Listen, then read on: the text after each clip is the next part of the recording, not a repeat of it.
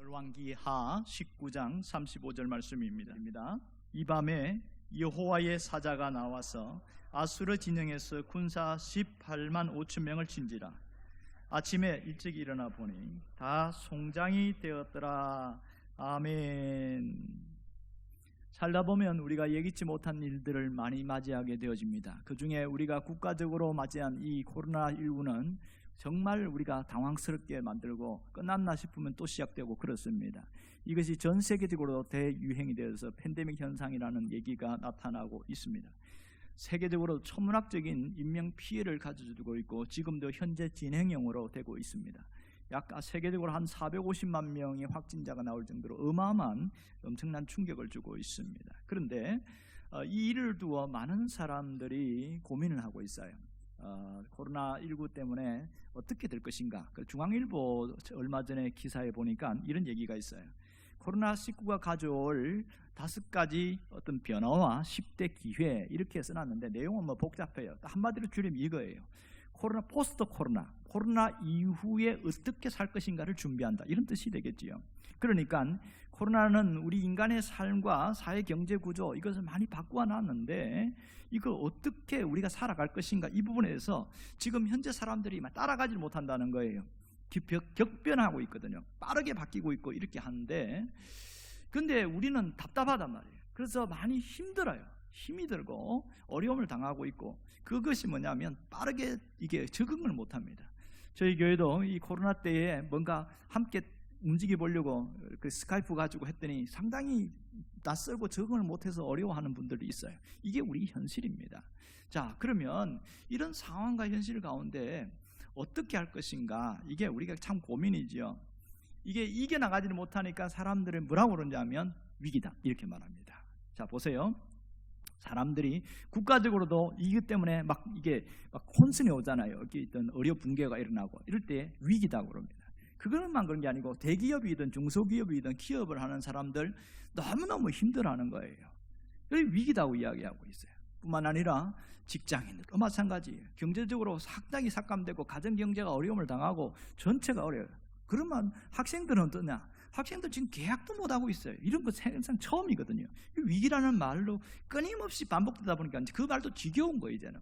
그렇지만 현실은 답답하기만 하고 이런 것이 우리가 지금 직격탄을 맞고 있는 우리의 모습입니다. 그런데 이것이 성경에도 이런 위기 상황, 국가가, 나라가 망하기 직전의 운명까지 간 위기 상황이 있더라는 겁니다. 오늘 본문이 바로 그 얘기를 하고 있습니다. 본문의 배경은 잠깐 이렇습니다. 세계의 강대국인 아시리아라는 나라가 있습니다. 성경에는 아수르라고 나오지요. 이 아시리아가 얼마나 강력한지 마치 이렇게 표현하면 맞을 거예요. 메소포타미아 전 지역을 확 쓸고 나가서 세계를 통합해 나가는데 메뚜기가 싹 지나가면 먹을거리가 없어지는 것만큼 초토화되어졌더라. 이렇게 강력한 이 아시리아가 북이스라엘을 멸망을 시킨 이후에 이제는 남유다를 멸망시키기 위해서 계속 성을 정복해 나왔어요. 작은 성읍들을. 마지막 남은 성읍이 어디냐면 예루살렘 성입니다. 근데 이 천혜의 예루살렘 성은 잘 안 무너지는 거예요. 그런데 이 아수르의 이 왕이 사네립이 가만히 있겠습니까? 이게 뭐라고 이러면서 겹겹이 예루살렘 성을 주위를 싸고 진영을 다 동서남북으로 쳤어요. 아무도 못 나가게. 그리고 나서 계속해서 협박 편지를 보냅니다. 그래서 위협을 하고요. 직접 또 말도 하기도 하고. 이 상황에서 사람들은 현실은 끝났구나. 이 강력한 아시리아한테 누가 이기겠냐는 거야. 이렇게 하지. 더 무서운 게 뭐냐면 너희들이 믿는 신, 여호와라는 신이 너희들을 도와줄 줄 아느냐. 지금까지 도와준다고 했는데 이게 도와줬으면 왜 이 모양이 됐겠냐. 이러면서 또 조롱하는 거네. 그러니 얼마나 힘들겠어요. 얼마나. 이 상황 속에 주어졌을 때에 그때에 이사야라는 선지자도 있었고 히스기야 왕 때인데 왕도 하나님 앞에서 울고 이 선지자도 가서 하나님 앞에 매달리고, 그런데 상황은 나아지지 않는 거예요. 참 답답하지요. 참 답답해요. 이런 상황에서 마지막 총공격을 하는 전날을 맞이하고 있는 그런 상황까지 왔습니다. 이제는 앞으로 갈 수도 없고 뒤로 갈 수도 없고 이제는 끝난 상황이에요. 예루살렘 무너지면 유다가 완전히 멸망하는 그 직전의 상황까지 온 거죠. 여러분, 이럴 때 뭐 해야 됩니까? 아무것도 할 거 없어요. 아무것도. 그런데 오늘 성경에서 깜짝 놀랄 만한 그런 일이 일어나고 있어요. 다시 19절 한 절을 읽어보겠습니다. 다시 한번 봅시다. 19절. 이 밤에 여호와께 사자가 나와서 아수르 진영에서 군사 18만 5천 명을 친지라. 아침에 일찍 일어나 보니 다 송장이 되었더라. 이 어떻게 이런 일이 났을까? 지금 다음날 아침은 총 공격을 해서 이 예루살렘 성을 허물기로 한 모든 것이 결정된 날인데, 이 사내립이 눈을 뜨고 아침에 일어나 보니까 아무도 소리가 너무 조용한 거예요. 그래서 고래고래 소함질도 아무도 반응을 안 해. 그래서 다 열어보니까 새까맣게 송장이 돼버린 거예요. 이게 어찌된 일인지 얼마나 당혹스러웠겠어요. 얼마나. 왜 갑자기 이런 일이 벌어졌을까? 우리는 성경을 읽으니까 압니다. 지금 누가 역사하신 거예요? 예, 여기 나오지요. 하나님이 천사를 보내서 일을 하셨다. 결국 하나님이 하셨다는 일인데, 상상도 못할 이런 일이 일어났습니다. 하나님이 이스라엘을 구원한 장면을 우리가 보고 있어요. 결과만 보고 있지요. 그러면 여기서 우리가 그 당시의 사건을 한번 돌아가서 한번 가만히 생각을 해봅시다. 이들이 점점점 나라가 망하고 오고 마지막 예루살렘이 포위되어서 먹을 것이 떨어지고 있고 점점 물밖에 먹을 수 없는 그런 어려운 상황에 있다 싶시다. 이런 상황까지 올 때에 수많은 사람들이 기도했고 또 하나님 앞에 신실한 사람들 얼마나 많습니까? 그런데 왜 이제 여기까지 와서 하나님이 구원해 주셨을까? 이게 첫 번째 의문점이에요. 왜 이 지경에 올 때까지 하나님이 아무 손도 쓰지 않고 가만히 계시다가 이렇게 하셨을까? 이겁니다. 왜 그래요? 마음이 무너지고 그동안에 원망하는 사람 수도 없이 막 신앙이 무너지면 복잡하게 그렇게 많을 텐데, 그 상황을 다 아시면서도 한 말씀도 하지 않으시고 뭔가 사인이라도 줬으면 마음에 위안이라도 있잖아요. 그것도 없이 이렇게 오게 하다가 갑자기 하나님이 일을 하셨단 말이에요. 두 번째 의문점 뭐냐면, 오늘 보면 이 밤에 이렇게 이야기했어요. 이 밤 뭐예요? 다음 날 아침에 총공격이 일어나기 직전의 밤이잖아요. 그런데 왜 대낮에 하나님이 이 일을 하지 않고 밤에 하셨을까? 아무도 모르는 밤에. 생각해 보세요. 환한 대낮에 하나님의 천사가 샥 지나가면서 여기서 아우성주 죽는 사람들이 보이면 저 예루살렘 성에 있는 사람들이 무슨 느낌 들까요? 이야, 하나님이 우리를 위해 일하시는구나, 하나님이 역사하시는구나, 눈에 보이잖아요. 믿음도 강해지고 확실하게 보이고 신앙도 좋아지고 얼마나 이 가시적으로 좋습니까? 이왕 일하려면 낮에 이렇게 역사하실 때 훨씬 좋지 않느냐는 거예요. 하필이면 아무도 보지 않는 깜깜한 밤에 모두가 잠들어 있는 그 밤에 하나님이 이렇게 일을 하시는 이유가 뭘까? 이게 두 번째 의문점입니다. 세 번째는 일을 하시는데 하필이면 마지막 날 밤인가? 왜 마지막 날 밤까지 하나님이 기다리셨냐고요.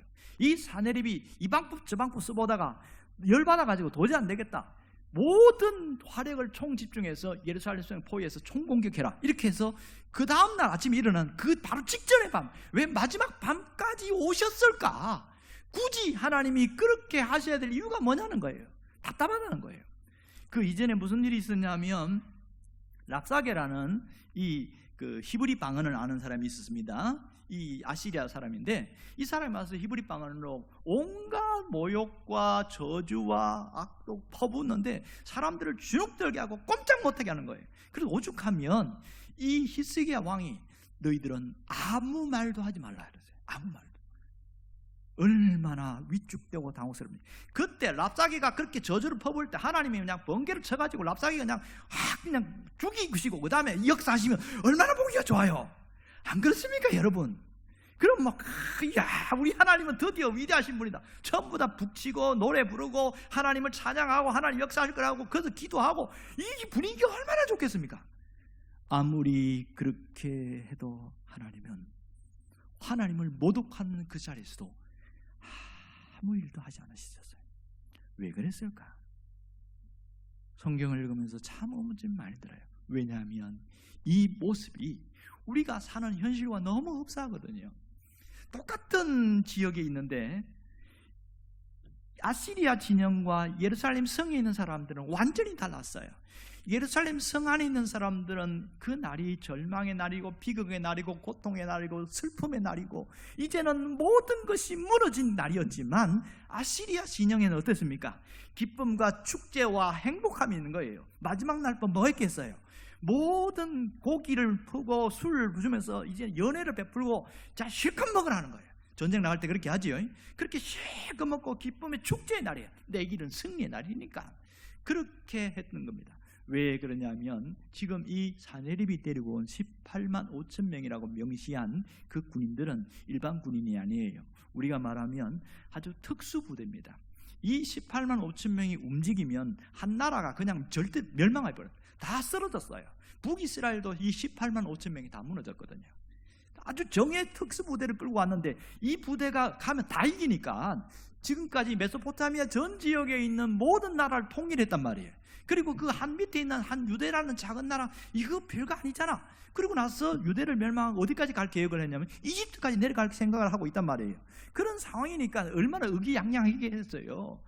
최종 정예부대를 데리고 왔으니까. 그런 현실 속에 있습니다. 이 상황, 눈앞에 있는 현실을 보면 믿음을 가진 사람도 믿음이 없는 사람도 모두가 다 절망과 주저앉을 수밖에 없는 그런 현실 속에 있습니다. 그 상황에서 하나님이 일하신 것을 보게 됩니다. 오늘 여기서 왜 하나님은 굳이 이렇게 하셨을까? 이게 늘 꼬리표예요. 왜 이렇게 했었을까? 모두가 마음도 무너지고 모든 현실이 다 무너지고 다 고통을 당하고 당할 대로 당하고 비참할 상황까지 오도록 그냥 가만히 내버려 두시고 이렇게 갑작스럽게 하나님 일을 하실까? 이게 우리가 갖는 큰 의문점입니다. 왜 그랬을까요? 하나님이 살아계신다는 그 당시 사람들 압니다. 유대 사람들 믿었어요. 여호와 하나님이 역사하신다는 것도 믿었어요. 그러나 하나님은 그때나 지금이나 눈에 보입니까? 안 보입니까? 안 보입니다. 하나님이 있다고 알지만은 그게 안 보여요. 하나님이 살아계신다는 것을 부정하는 사람도 곳곳 생기기 시작해서 하나님이 살아계시면 우리를 이 지경까지 내버려 두냐? 그건 말도 안 된다. 그런 사람들 얼마나 많았을까요? 오늘 하나님이 마지막 날 이렇게 역사하신 것은 뭐냐면 하나님이 아니면 이 상황은 절대로 뛰어넘을 수 없다는 것, 해결할 수 없다는 것을 분명하게 보이게 한 것이 첫 번째 메시지입니다. 하나님이 하셨다는 것을 누구도 확연하게 보여주시기 위해서. 두 번째, 하나님이 누구신지, 그분이 어떤 일을 하는지를 정확하게 보여주기 위해서 하나님이 이렇게 하셨습니다. 하나님은 우리가 기대한 대로 퍼포먼스를 하고 눈에 대낮에 이렇게 하지 않고 조용히 은밀하게 일하신다는 것을 보여주시죠. 하나님은 자기 백성을 절대로 포기하지 않으시고 하나님께서 책임지기로 약속했다면 끝까지 책임지시는 하나님이라는 것을 오늘 이 자리에서 보여주고 있는 겁니다. 문제는 우리 인간의 완악함과 어리석음 때문이죠. 하나님이 있다고 믿고 하나님이 살아계신다고 믿고 역사한다고 믿었지만 당장 내 눈앞에 어려워지고 힘들어지면 진짜 계시는가 의문점을 던지고 흔들리고 하는 것이 우리 현실 아니겠습니까? 여러분, 여기서 뭘 봐야 됩니까? 하나님을 볼 수 있어야 돼요. 하나님이 어떻게 역사하는 걸 볼 수 있어야 돼요. 그래야 내가 당한 현실과 환경을 보면서도 하나님은 나를 포기하지 않으시는구나, 나를 책임지시는구나, 나를 반드시 이끌어 가시는구나, 그것을 깨닫게 되어진다면 그때부터 역사는 일어납니다. 믿음이라는 게 뭐예요? 하나님이 하신 일을 내가 받아들이는 거 아니겠어요? 그러면 히스기야 시대에 일하셨던 그 하나님 세대가 수천 년이 지났어요. 같은 하나님이 다른 하나님이에요. 같은 하나님이잖아요. 그것을 믿으시면 그때도 역사하신 하나님이라면 지금도 어떨까요? 동일하게 역사하심을 믿기를 원합니다. 하나님은 국가적인 큰 것만 역사하실까요? 아니면 개인적인 일에도 찾아오실까요?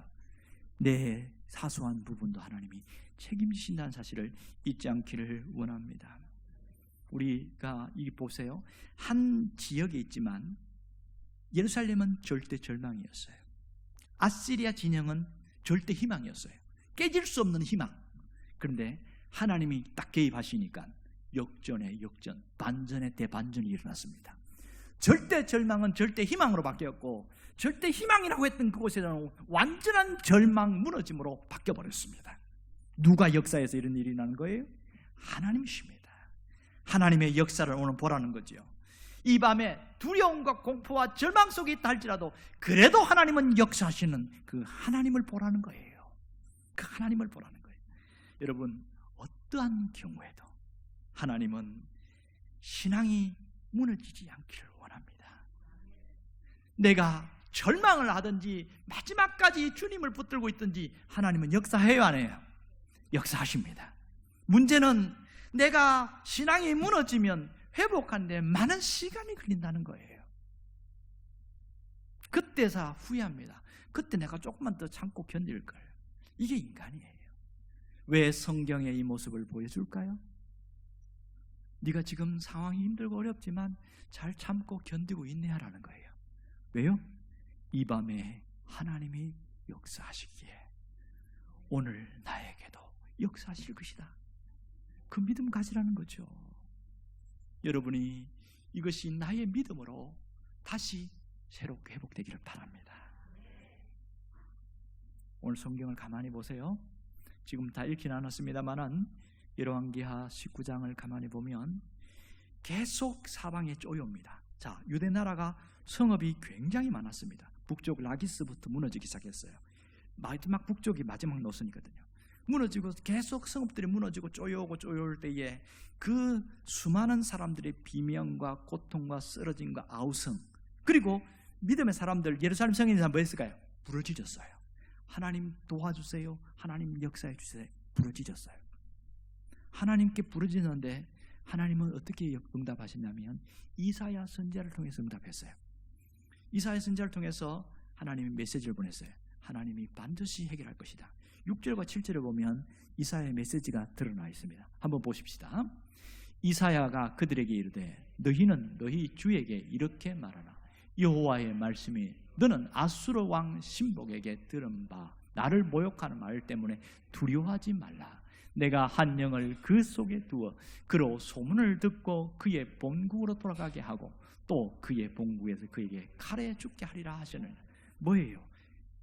이 사내립이 나라 국가 자체, 이 국가 자체가 흔들릴 거라는 거죠. 이걸 얘기하고 있단 말이에요.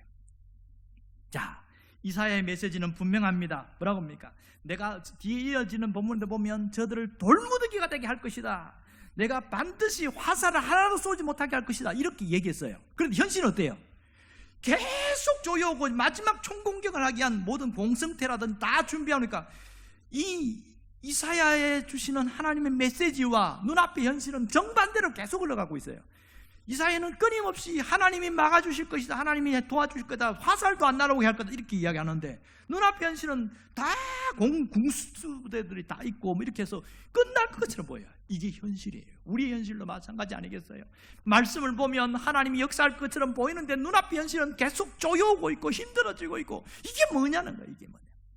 이 속에서 우리는 갈등하고 우리는 번민하고 고통하고 있습니다. 그래도 하나님은 역사하십니다. 따라해 봅시다. 그래도 하나님은 역사하십니다. 그러기에 겨자씨만한 믿음이라도 있다면 하나님의 역사하심을 볼 수 있기를 바라요. 하나님의 일하심을 볼 수 있기를 바랍니다. 그래도 하나님은 역사하십니다. 내가 불신앙을 갖고 있든지 내가 아우성치며 원망을 하고 있든지 끝까지 믿음을 붙들고 죽으면 죽으리라고 죽더라도 나는 믿음을 잃지 않겠다고 있든지 하나님은 역사하십니다.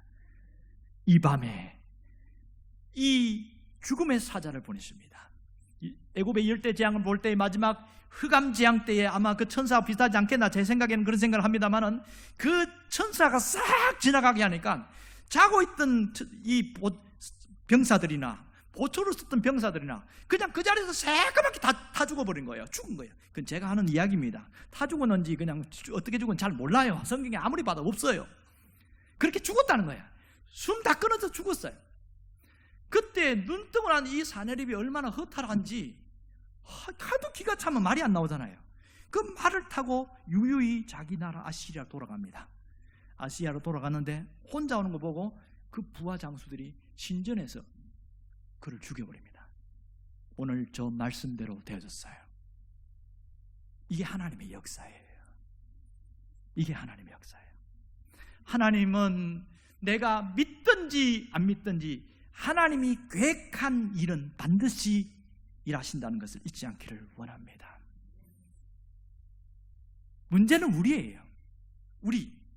내가 하나님께 집중하지 않으면, 내가 그 신앙을 붙들고 있지 않으면 현실은 맥없이 무너지고 꺾이고 좌절된다는 겁니다.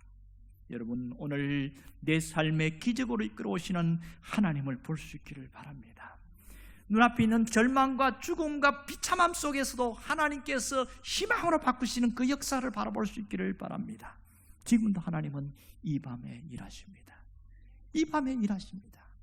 이 밤이 뭡니까? 내가 생각할 때는 너무 힘들다, 죽을 것만 같다, 이제는 끝난 것 같다, 나 어떻게 살아야 돼, 걱정과 근심과 고민과 모든 것을 쪼여오는 그것이 그때가 이 밤입니다. 나의 이 밤이란 말이에요. 그러나 그때에 하나님이 일하신다는 사실을 잊지 않기를 원합니다. 우리를 죽도록 내버려 두지 않으신다는 거예요. 수도 없이 위기가 찾아왔어요. 지금도 코로나 때문에 위기가 찾아왔어요. 살다 보면 우리가 또 엄청난 위기를 많이 당합니다. 제일 힘든 게 뭔지 아세요? 하나의 위기를 극복했어요. 어려움을 극복했어요. 좀 한숨 돌릴만 하면 또 뭔가 툭 터져요. 그래서 용기를 내서 막 애를 쓰고 발버둥 치고 사람 찾아다니고 막 이렇게 저렇게 하고 정신없이 하면 또 하나 해결해 놨어요. 그렇게 하면 이제는 괜찮아져야 되잖아요. 다 극복하니까 갑자기 몸이 아프기 시작하네. 생각지도 않은 위기가 찾아온 거예요. 이럴 때 사람들에게 나타나는 그 심리적 위축감과 그 무너지는 절망감은 이루 말할 수가 없는 겁니다. 이게 우리의 모습이에요. 위기는 반복되고 있습니다. 그러나 분명한 것은 하나님은 그 속에서도 일하신다는 사실입니다. 하나님은 위기 속에 있지만 우리를 절대로 버리지 않으신다는 사실을 잊지 않기를 원합니다. 하나님의 백성들, 하나님이 선택한 자녀는 그 삶을 끝까지 붙들고 계셔요.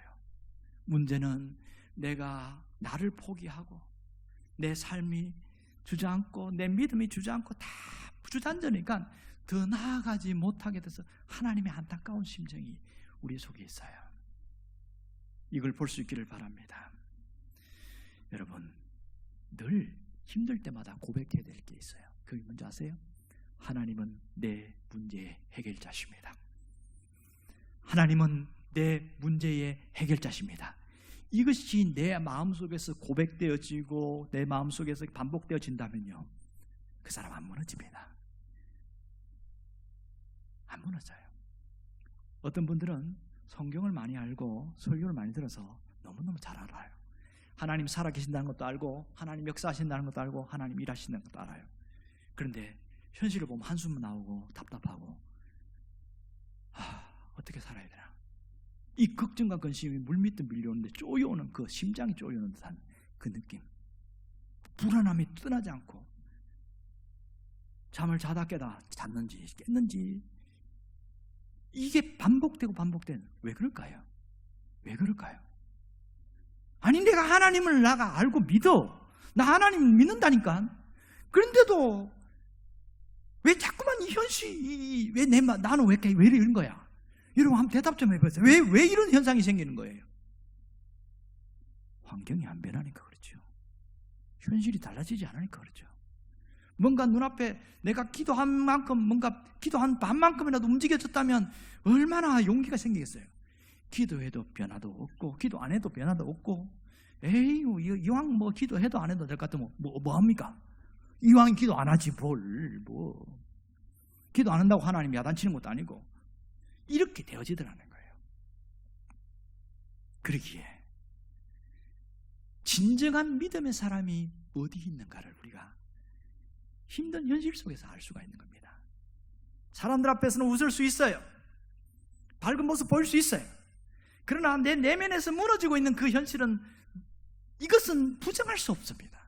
그러나 믿음이 확고한 사람은 죽어도 하나님을 손을 안 놓습니다. 죽어도 하나님은 손을 안 놓습니다. 이 점이 대단히 중요해요. 여러분, 나이가 많이 든다고 믿음 좋은 게 아니고요, 나이가 어리다고 믿음 없는 거 아니에요. 언젠가도 소개한 바 있습니다만은 어떤 아이가 그 백혈병에 걸려서, 꼭 잘생긴 아이가 백혈병에 걸려가고 돌아가신 마음이 아프더만요. 근데 이 아이가 엄마가 너무 가슴이 아픈 거예요. 내가 잘못 길러서 얘가 병에 걸렸다고. 그건 아닌데 그 엄마가 죄책감이 얼마나 심하겠어요. 그런데도 엄마 따라 교회 다녀 왔다 갔다 하면서 이 아이에게 믿음이 들어갔어. 어떤 믿음인지 아세요? 하나님이 살아계신다는 믿음, 천국이 있다는 믿음, 아주 기본적이고 단순한 믿음이 그 속에 쏙 들어갔어요. 그런데 백혈병이 아무리 애를 써도 더 나아지지 않고 좋아졌다가 나아졌다 결국은 죽게 되어지는데, 이 아이가 마지막 죽을 때 손을 딱 잡고 이렇게 있는 거예요. 결국은 아이는 죽었어요. 얼마나 마음이 무너지는지. 아이 이런 슬픔과 자기의 죄책감과 겸해서 완전히 무너졌어요. 어디서 일어난 줄 압니까? 어디서 일어난 줄 아세요? 이 아이가 손을, 그런데 이제 영을 하는 분들이 이제 이렇게 하잖아요. 손을 폈는데 뭐가 있는 줄 아세요? 십자가가 있는 거예요. 그걸 보고 그 십자가 붙들고 엄마가 그 자리에서 엉엉 울면서 다시 일어나기 시작하는 거예요. 내가 엄마 믿는 믿음, 이 아이가 천국 같다는 확신이 있는 거예요. 그리고 그 믿음 잃지 않고 끝까지 붙들고 있던 것이 느껴지는 거예요. 그러니까 야, 내가 이러면 안 되지, 내가 이러면 안 되지. 그러면서 다시 일어나서 회복해 나가는데 완전히 일어나는 겁니다. 아픔은 있지요. 그러나 삶은 무너지지 않았습니다. 믿음은 무너지지 않았습니다. 무엇 때문일까요? 하나님에 대한 그 분명한 믿음을 갖고 이겨내는 거예요. 여러분, 분명한 것은 하나님은 살아계십니다. 하나님 우리 역사하십니다. 하나님은 그 하나님의 계획 속에 하나님의 시간표가 숨겨져 있습니다. 나를 향한 그 하나님의 계획 속에 하나님의 시간표가 숨겨져 있는 것을 알아야 됩니다. 하나님은 우리에게 보여주지 않으셔요. 단지 하나님이 갖고 계셔요. 그런데 하나님의 타이밍에 정확하게 와서 하나님이 일하신다는 사실을 놓치지 않기를 원합니다. 이 사건이 실제로 있었던 거 아세요? 여러분, 우리가 잘 아는 일제 세계대전의 그 독일 아우슈비츠 수용소 사건 아시지요? 너무나 잘 아는 사건입니다. 그때의 유대인들이 얼마나 많이 잡혀가 죽었습니까? 죽어가는데 많은 사람들이 죽으면서 하나님 앞에 기도하고, 하나님 도와주세요, 독일이 망하게 해주세요, 우리가 여기서 빨리 풀어나게 해주세요. 그렇지만 갈수록 어려워지는, 갈수록 두 종류가 생긴 겁니다. 하나는 포기한 사람, 그래도 하나님은 살아계시고 역사하신다는 사람. 누가 많을까요? 포기한 사람이 더 많은 거예요. 왜요? 현실은 바뀌지 않으니까. 현실은 바뀌지 않으니까.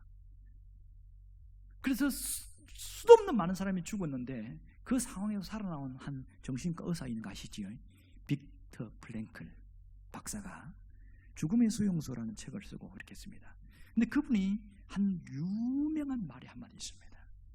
저는 그게 가슴에 잊혀지지가 않아요. 뭐라고 그런지 아세요?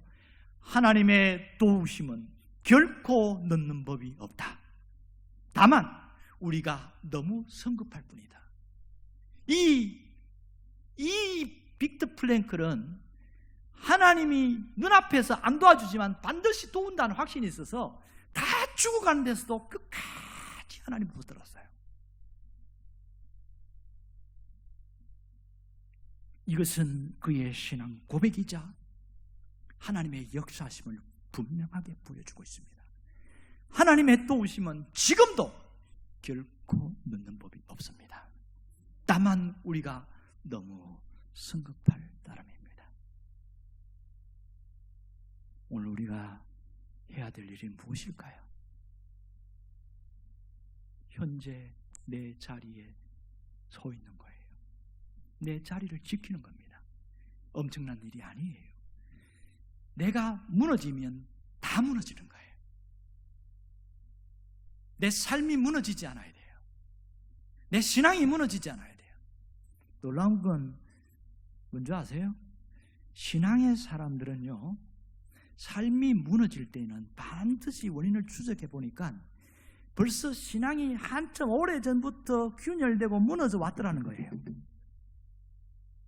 그런데 똑같은 상황, 똑같은 현실 속인데 이 사람은 넘어질 것 같은데, 쓰러질 것 같은데 버티고 있는 사람이 있어요.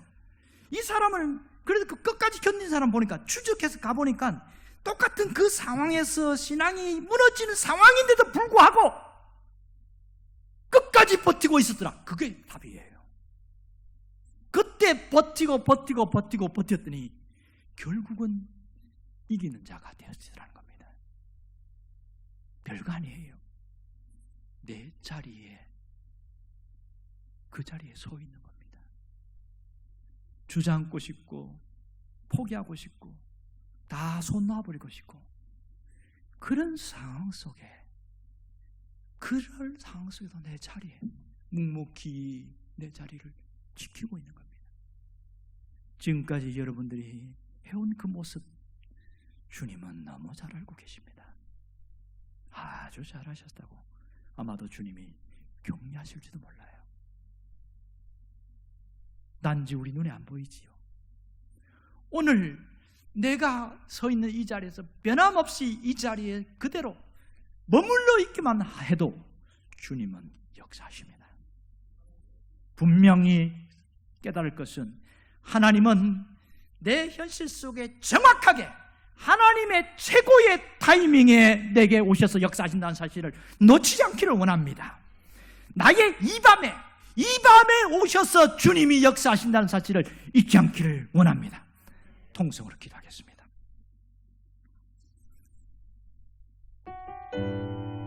우리에게 역사하시는 하나님의 도우심을 있어 하나님의 응답하심을 있어 주님의 역사해 주시고 주님의 은혜 주시고 주님의 은혜 주시고 우리 삶 속에 하나님의 응답하시기를 할렐루야. 주여 주를 찬양, 주를 찬양, 나의 소망 그 한 가지, 헤매던 내 삶을 헤아리는 주님, 주 예배하는 삶 나 살기 원하네. 주를 찬양, 주를 찬양, 주를 찬양, 나의 소망 그 한 가지, 세상의 권세가 날 무너뜨려도 주 예배하는 삶 나 살기 원하네. 나의 깨어진 마음을 회수하시는 주, 내 눈물 주의 잔에 담으소서. 주를 의지함으로 두려워하느니 주님만 찬양하며 나의 깨어진 마음을 예수하시는 주, 내 눈물 주의 잔에 담으소서. 주를 의지함으로 두려워하느니 주님만 찬양합니다. 주를 찬양, 주를 찬양, 나의 소망 그 한 가지, 헤매던 내 삶을 헤아리는 주님, 주 예배하는 삶 나 살기 원하네. 주를 찬양, 주를 찬양, 나의 소망 그 한 가지, 세상의 권세가 날 무너뜨려도 주 예배하는 삶 나 살기 원하네. 나의 깨어진 마음을 개수하시는 주, 내 눈물 주의 잔에 담으소서. 주를 의지함으로 두려워하느니 주님만 잘. 나의 깨어진 마음을 예수하시는 주, 내 눈물 주의 잔에 담으소서. 주를 의지함으로 두려워하느니 주님만 찬양함. 주를 의지함으로 두려워하느니 주님만 찬양합니다. 주를 의지함으로 두려워하느니 주님만 찬양합니다.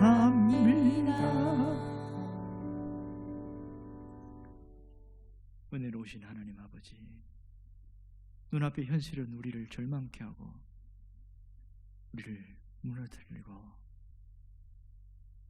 날마다 우리를 괴롭힙니다. 주를 의지함으로 두려워하지 않게 하여 주시고 끝까지 주님만 의지하게 하여 주옵소서. 예수님의 이름으로 기도합니다.